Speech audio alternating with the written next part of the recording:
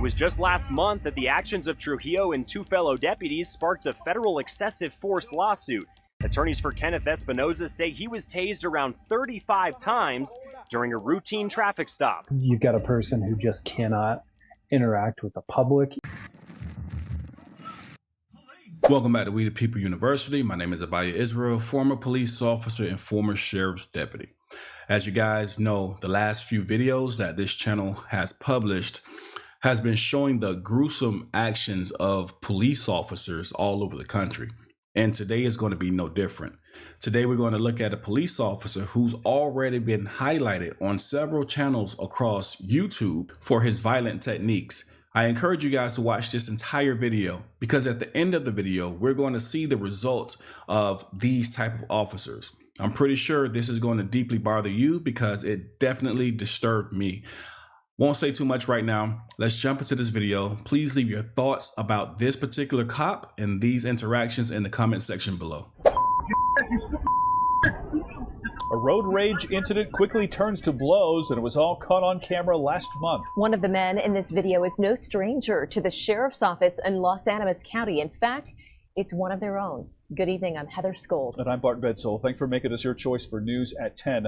A Los Animas County Sheriff's Lieutenant has found himself on the wrong side of the law yet again. After being named in an excessive force lawsuit last month, he's now facing new allegations after being captured on camera in mid-June, going to blows with a teenager.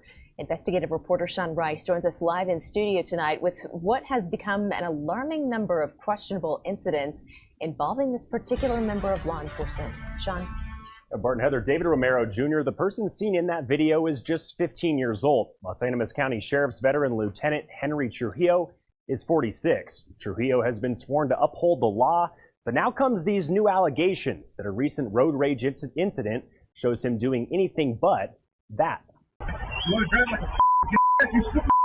Cussing. Lots of cussing, all coming from the mouth of Henry Trujillo. It didn't take long for this verbal altercation to escalate into something much more physical. Again, a cop road raging, not only just a cop, a lieutenant, a supervisor road raging and engaging in a fight with a teenager on the side of the road. Make sure you guys watch to the end. These people are supposed to be able to have trust and stuff like that in them to protect and uphold the law, not to abuse their power or think they're above the law. That's David Romero. His son was riding this motorcycle along Santa Fe Drive in Trinidad last month. According to a police report, Trujillo told officers on scene that it was the teen who started the fight after he had been tailgating his car. But Trujillo did not mention the fact that he had began berating the teen using harsh profanities almost the moment he exited his car. Both parties were cited for disorderly conduct and were released from custody. My son was scared, and I mean, this is a grown man doing that, and I mean, my son was scared, and I mean, he defended himself the best way he could. For some watching, the name Henry Trujillo may ring a bell. 13 Investigates obtained body camera footage showing deputies tasing an unarmed man back in November. It was just last month that the actions of Trujillo and two fellow deputies sparked a federal excessive force lawsuit. Attorneys for Kenneth Espinoza say he was tased around 35 times during a routine traffic stop. You've got a person who just cannot interact with the public, either as a police officer or just a member of the public, without resorting to violence. And any sort of conflict resolution is just not something he has. That lawsuit is still awaiting its day in court, but Trujillo is no stranger to the defendant's table. This is now his third disorderly conduct charge since 2006. Conduct tied to fighting in public and making obscene gestures towards other people.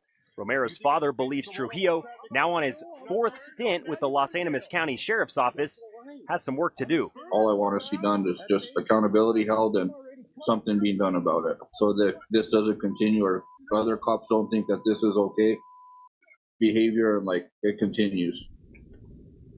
At the time that this incident was caught on camera, Trujillo was already on administrative leave, facing an internal investigation over that tasing incident.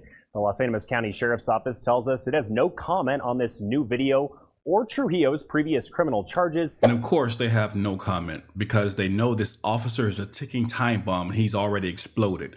But these type of cops that are allowed to stay on departments and operate as a police officer yield these type of results. Imagine being wrongfully convicted, spending 16 years of your life that you can never get back inside of a prison for something you had nothing to do with. So you were locked up by police officers who falsely accused you, lost all of that time from your life, then you're exonerated and you come out of prison 16 years later just to be shot dead in the street by, guess what?